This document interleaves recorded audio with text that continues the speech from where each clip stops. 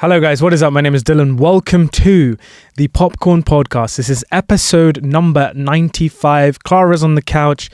We're going to be talking about everything that we watched in the month of November. You know how it is. Let's get into it. Okay, so the first thing that we watched, or I should say I watched, in November was on the 1st of November. I went to see Shelby Oaks. Now, Shelby Oaks is a very, very interesting film for one reason and one reason alone. It is directed by Mr. Chris Stuckmann, and to some of you watching or listening to this, you will know exactly who I'm talking about. To others, you might be scratching your head thinking, who is that? Chris Stuckmann, for anyone who doesn't know, was the OG film reviewer on YouTube. Before anyone else was technically sort of doing it, Chris Stuckmann was doing it. For a lot of people working in the film discussion space on YouTube, on TikTok, on social media, whatever that might be, including myself, Chris Stuckmann has played such a massive role, I would say, in a lot of people's journeys because, again, just to say, he was the first to do it. So in a lot of ways, he's inspired a lot of us to go out and speak about films, but of course his dream has always been to be a filmmaker first and foremost, to create stories, and this film Shelby Oaks has been, I think, the most successful crowdfunded film in history, and it raised over, I don't want to misquote the figures, but it raised a couple of million, and then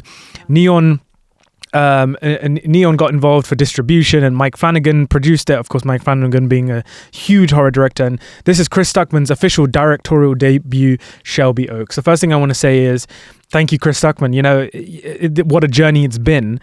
I don't think the film is great, and I don't think a lot of people think the film is great. Unfortunately, I do think it suffers from a lot of horror tropes. The film is a horror film, and it essentially tells the story of a woman who's looking for her sister, and her sister went missing, and there's a lot of supernatural elements to it and whatnot, and unfortunately it isn't a very good film. You know, now that especially I've sat with it for just sort of coming up to a month now, it isn't a great film. I really, really wanted to love this. I do think there are elements of the film that show promise for Chris Stuckmann. I think there are some genuinely great moments of direction, but I do think that the script kind of falls flat, especially going into the second half when it becomes a very much generic horror film. I'm always going to be excited to see what Chris Stuckmann does. I think in this first film, he's really struggled to sort of find that voice, I want to say. Like with people like Ari Aster or Jordan Peele, you instantly have that recognizable sort of style and voice present there. Do you partly feel like it is because he's just so steeped in all these other films that he can't separate away from them? I think so. He watches so much, critiques so much, that he's just sort of I feel like it was a lot of people's problems with someone like Bradley Cooper when he first started. I would say it's slightly different because with Chris Stuckmann, I feel like whilst Bradley Cooper is trying to do the most, and I do think Bradley Cooper is a talented filmmaker. I'm not saying Chris Stuckmann isn't. I just do think that Chris Stuckmann, there's a lot of moments you watch in this film and you're like, hang on, I've seen this before, but just been done many times better. So I think the originality sort of element there is lacking, and I think that's particularly important for a directorial feature. If you're not going to tell an original story, at least do something different or original with the camera or like with your style. I do feel like this film is reduced to a series of kind of, I wouldn't even say homages, but moments where you feel like you've been here and done that a million times before. But there are good things to take away from Shelby Oaks, and I didn't hate the film or anything like that. But I went to see this with Mickey and Panma, both of whom have also been affected by Chris Stuckmann's work over the years, and it was a real like moment for us, I think, because you know, we were just kids sort of watching Chris Stuckmann's reviews back in the day, and now we're all sort of in this space one way or another, and that's a lot of it is due to the inspiration Chris Stuckmann let out for us. And so if Chris, you're not watching, but you know, if you ever do, just thank you, because I wouldn't be sitting here without your work. So that was Shelby Oaks on the first, and sorry, that was a long one from me, but but on the third, the pair of us, myself and Clara, went to see Back to the Future in IMAX. Do you want to take this one? There's not a lot to say about Back to the Future other than that it's fucking amazing. Yeah, it's just great. I'm very upset, and not to be one of those people, but that they don't make films like that nowadays. Yep. There's that one shot where he realizes it's his dad. Like, he's gone back and he realizes he's sitting next to his father as a young man, and you just see his face sort of come into shot past his dad's face, and him just looking with the most sort of shock horror at his dad. And it rests on that shot for so long. And in the cinema, I was laughing out loud. Like, I died. Dylan was looking at me like, what on earth are you doing? But I just think there's something like, there's this lack of fear in that sort of making of that film. There's something a bit camp, but also just like, yes, I can rest on this comedic moment and let the audience just watch this. Just sit with it, yeah. And it is hilarious. And I do miss films like that. Yeah. I think that's something that, you know, a lot of people don't necessarily go straight to comedy when they talk about Back to the Future, but it is such a brilliantly, it's such a brilliant piece of comedic storytelling. You know, it's this huge sci-fi film as well, but the comedy and the jokes really land, and it's got Marty McFly, Michael J. Fox. You know, he's doing a lot of physical comedy. He's running all over the place. He's jumping. He's, you know, it's a very like, it almost has like fingerprints of like Buster Keaton and Charlie Chaplin there. You know, the stunts with the skateboard. It's just brilliant. And seeing this and getting to witness this in IMAX was such a treat. And Back to the Future. It's one of our favorite film, I would say. So really funny. So on the 6th of November, the pair of us went to the multimedia screening of The Running Man, Edgar Wright's The Running Man, of course, based on the Stephen King's novel. And of course, this is not the first Running Man film.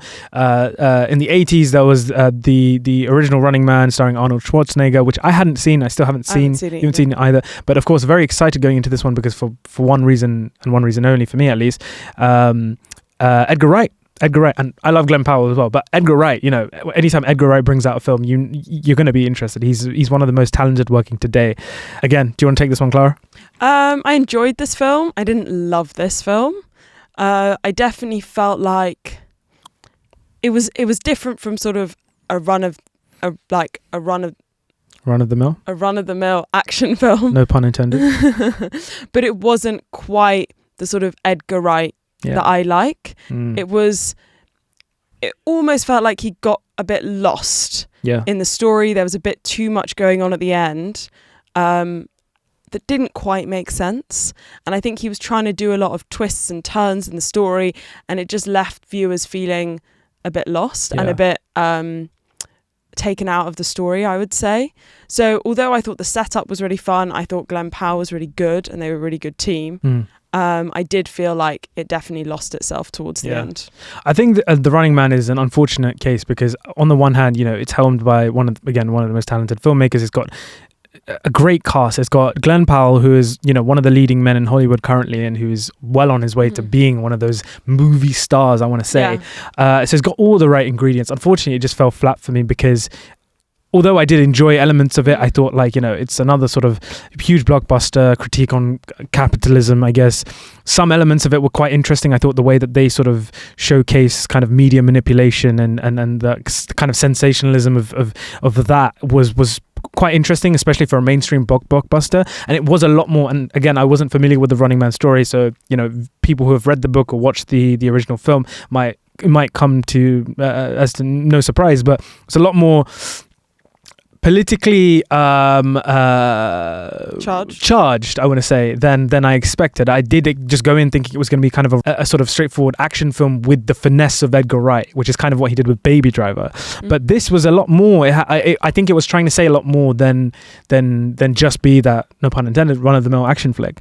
I do think it loses its stride quite a bit, especially in the end, where everything sort of just speeds up and you're kind of like, wait, what? Like, you know? Yeah, it's like you're sitting in rooms where it's more like, no way he wouldn't have just killed him, like, or no way that guy would have agreed to that. Like, it just became people sort of making decisions and things happening just to like move the plot along and make that point, rather than you actually believing the scenarios you were landing yourself in.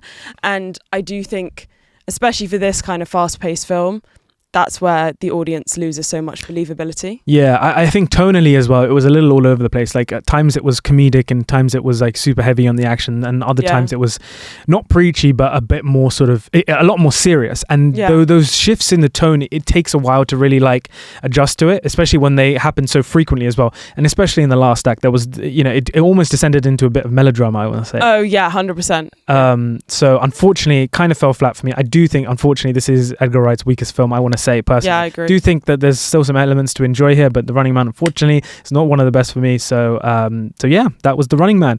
On the 11th, myself and you, I came back from work and I was like, let's watch. Never do this, but let's go onto Netflix and watch a film. But specifically, I wanted to watch, because now Netflix have got all the sort of the kind of some of the top directors in Hollywood's making. They've got contracts with them, like Noah Baumbach, Edward Berger, who just did The Ballad of the Small Player, Noah Baumbach, who's just done J. Kelly. Who else? There's another one. I'm forgetting someone. Obviously, new Knives Out film is coming out as well. And now, of course, this, Catherine Bigelow's A House of Dynamite, which I had heard a little bit about, specifically for being very controversial. So, of course, controversy, we love it. So myself and Clara sat down and watched A House of Dynamite on Netflix. Now, immediately after watching this film, I went online to see what other people were saying. And I've seen a lot of hate for this film, like unfathomable amount of hate for this film. For me personally, I think it's a little much, like a little unjust. This film is clearly not 1.5 star film. The film is good, like very good film. I understand why people were frustrated by the ending, but that's the point. Like, okay, it was an artistic decision that she took that you didn't like, but I saw what she was trying to do, and I think it, like, it's frustrating. Like, don't get me wrong, it's a frustrating end to a film. It kind of means it lacks a third act, but it was interesting. I've never really seen something quite like it, and I liked it. Yeah, I think pros of House of Dynamite, it is one of the best scripts of the year. The screenplay is riveting. You are in that moment. You're with these characters. For those of you who don't know what House of Dynamite is about, it follows the sort of individuals in the sort of security room of the White House, and it flicks between those characters and operatives on a US military base. And essentially, the premise of it is an unknown a nation coming sort of originating from the Pacific has just fired a missile, a nuclear missile at the United States. And not only are they're trying to figure out who fired the missile, but also they're trying to stop the missile from making impact. And they only have more or less one chance to do this. So it's about the 18 minutes in the lead up to when the nuclear missile is launched to impact. And those 18 minutes are replayed twice more, so 3 times in total, but from different characters' perspectives. And just going back to sort of the pros of this, I think the screenplay is absolutely riveting. When you're with the characters, you're there. I do think the first act is by far the strongest act, I want to say, with Rebecca Ferguson's character. And I thought the weakest one was the last one. Yeah, the president's one. But maybe it was just because we had seen the sort of whole thing twice before. But I do just think it was the weakest one. I cared less about the characters. Yeah, I think people are like obviously really upset and really angry over the ending. Like, basically the film just, spoiler alert, the film just kind of ends and doesn't really have a resolution. You don't find out what happens. You know? It's just those same 18 minutes replayed. But I think the point, because after the film, you were Googling people's reactions, but we were also Googling nuclear weapons, nuclear weapons. Like, who has the most nukes? Who has them, but also like what defenses actually exist, things like that. And it is kind of insane. And for a film that, I mean, I wish I was, but I'm not always the person after a film to go Google the context, things like that. So the fact that it really made us both gave us that impulse to find out what was happening, to really see if this sort of thing was true. I don't know. I think there's something quite... It means the film works. Yeah, I think there's something quite fantastic about a filmmaker that can show you a piece of art and get you to think about it and think about the world you live in. So for that perspective, I do think it was really interesting. Yeah. Like, how likely is the situation in real life? Because, I mean, everything about the situation, according to specific officials from what I've read afterwards, is very much accurate or borderline accurate. We all have this kind of mutual kind of idea that if a nuclear missile was fired at the country that you currently occupy yourself in, that the government would no problem shoot it down, blah blah blah. But what happens if the government doesn't do that? Like, what are you going to do next? What is the fallout after that? And in reality, as the film showed and as our research afterwards showed, the government can't really do anything. Like, they have some defenses that don't really work. Like, And I think, the fact that I now know that after watching the I film, didn't know that. I didn't know that. It's kind of mind-blowing. It's crazy. Yeah. So and like you said, I thought the script was really tight, the acting was really good. Yeah. I was on the edge of my seat for a lot of it. Maybe come the third act, I was like, okay, let's get to the resolution.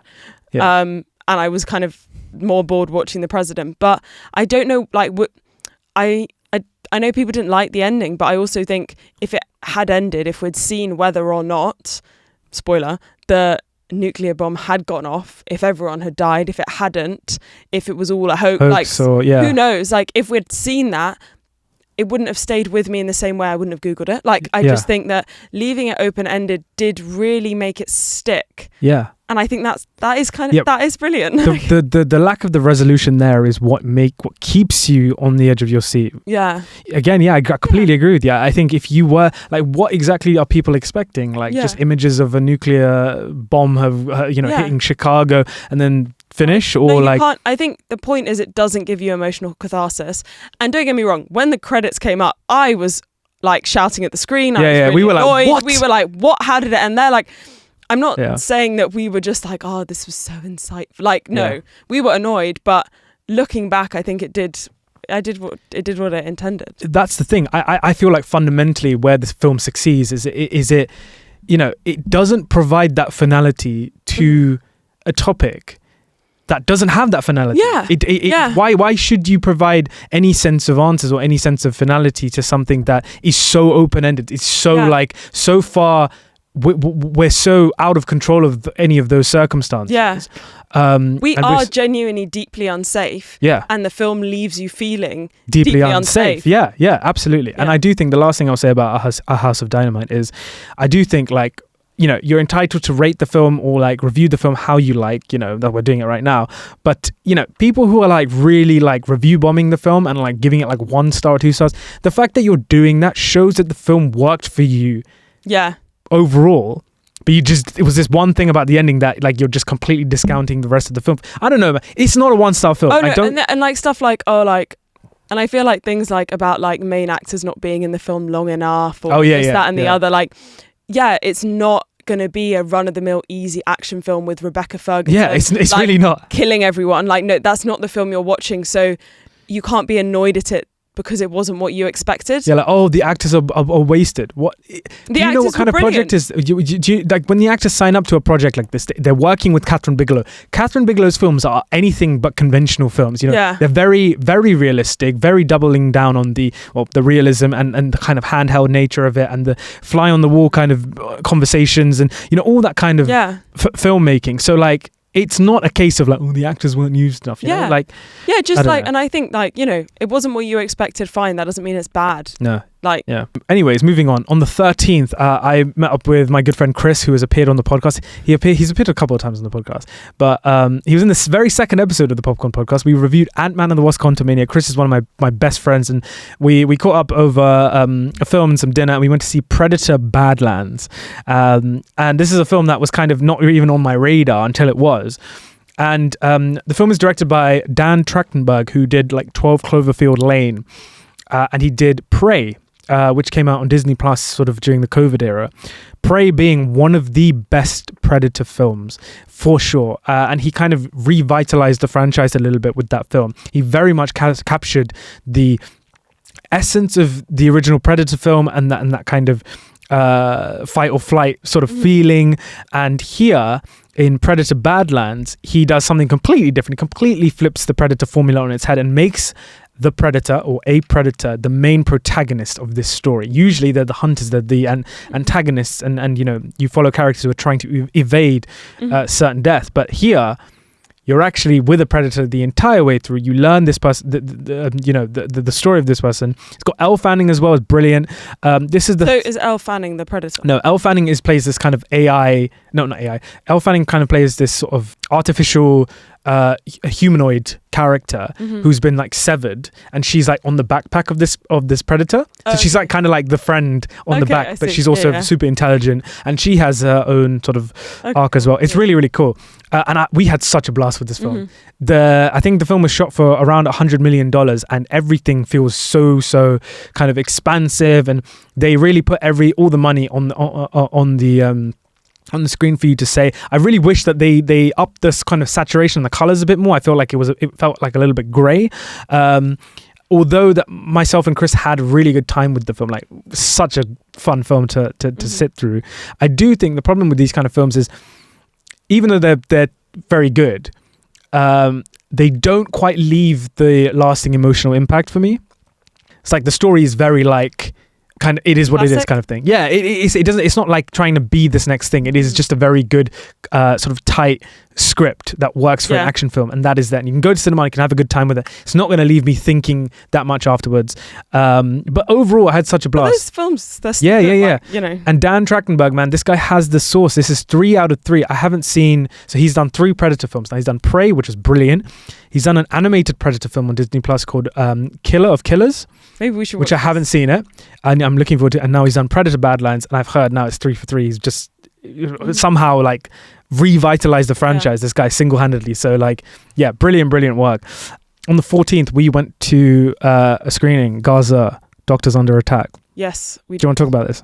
Yeah. So this was a film that was put together by a friend of my mum's, and she's a documentary maker, very like well-renowned, and it was commissioned originally by the BBC, and you know, she followed that she had journalists in Gaza working with her.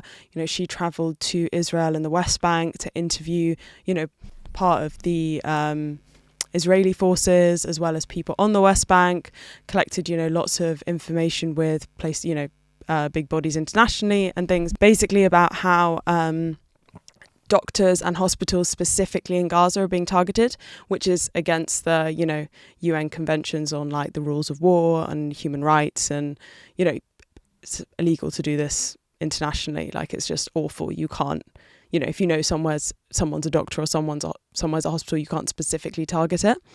And yeah, it just showed a pattern of targeting. And it was harrowing. It was really harrowing documentary, but really important. But sadly, the BBC, although they had a lot of legal teams working on it, got a lot of had to, you know, and it's had to redo a lot of things to make sure it was like 100% like truthful and legal. The BBC still wouldn't show it. So eventually, they commissioned it, but they didn't. They refused to show it. But also they couldn't then release it themselves because the BBC still owned it. So it took a really long time for them to be able to actually get it out. And I think it's on Channel 4. Yeah. And so now it has been released, and there'll be more screenings. So keep an eye out for it. It's really amazing. It is really harrowing, and it does show you know, I think why I think it's quite interesting is, you know, it does. I mean, obviously it's really harrowing and really awful and really showcases like how bad the genocide is, but also it doesn't shy away from saying like, oh, like this person is in support of or showed support of Hamas and things like that. It just really shows that the scale of the devastation and the genocide, how bad it is, that you end up looking at something like that and going like, you know, like that's another like. Yeah, it's another world almost. That's not even important anymore. Like an Instagram post is nothing in comparison to like the torture, the, you know, mass slaughter and all of this kind of stuff. So I thought, it's brilliant. It's very harrowing. Keep an eye out for it. Yeah, I think from my perspective, I think I don't watch an awful lot of documentaries, and this is something I've said to myself that I would do a lot more of, and especially ones as important as this. I would say, I think for people who are just generally trying to get an understanding of the situation in Israel and Palestine, that whole conflict, and because it is so complex and so expansive, and everyone's talking about it, and for people who are, I guess, struggling to find a way in, I would say what this documentary does is, as all great journalists do, they find the story that allows people a way in to the entire conflict. It's so complicated. Exactly. It's such a complicated situation, and the way that this documentary does it is brilliant, because the story is about the attack on the medical facilities and the doctors in Gaza.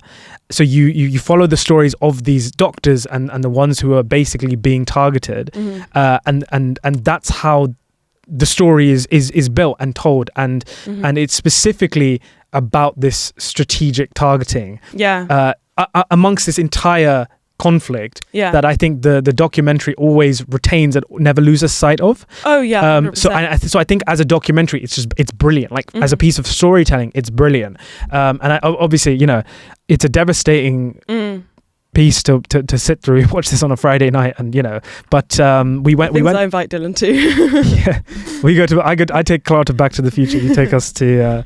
But we went to a screening of it, and it was a really, really informative experience for myself, and I do urge anyone to, you know. Yeah, definitely. To check it out. And like you say, it is a good.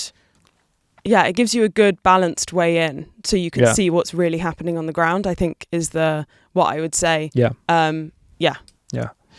Okay, so moving on to the 16th, the pair of us rewatched the first Now You See Me film, which, you know, Now You See Me it's a fun film, you know. It's I'm pretty sure most people watching this or listening to this now will have seen the film, but it's essentially magicians, heists, fun. It's kind of, I remember watching this in my teens or my early teens and thinking this was like the coolest, most intelligent film of all time. It's actually the dumbest film of all time. No, facts. I watched it when I was about 11. Yeah. And I thought it was insane. I mean, giving myself credit, I did argue with my friends at the time that The Prestige was better.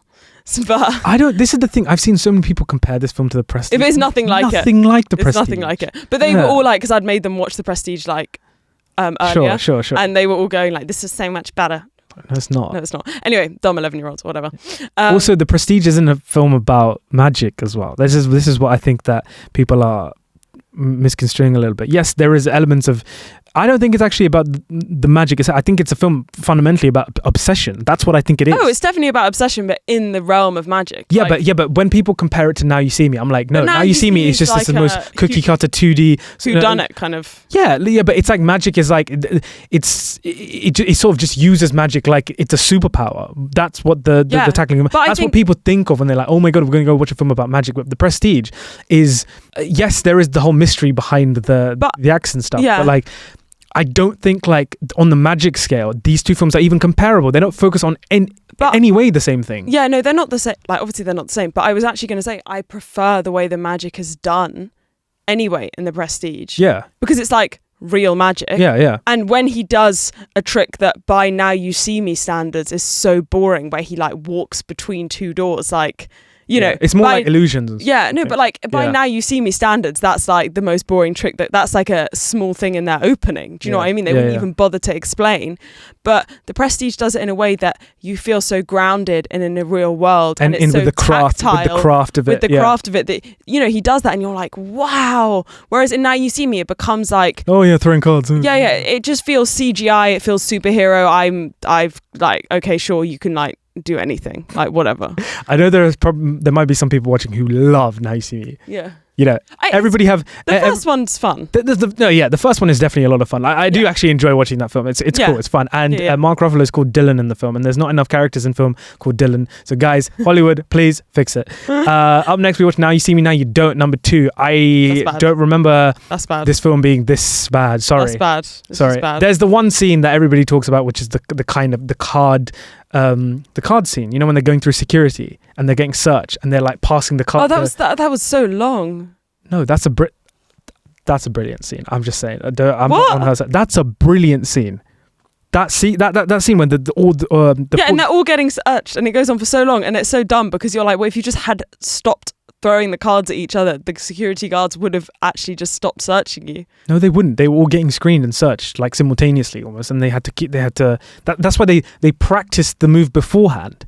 What are you talking about? That's a brilliant scene. But the rest of the film I think is pretty bad.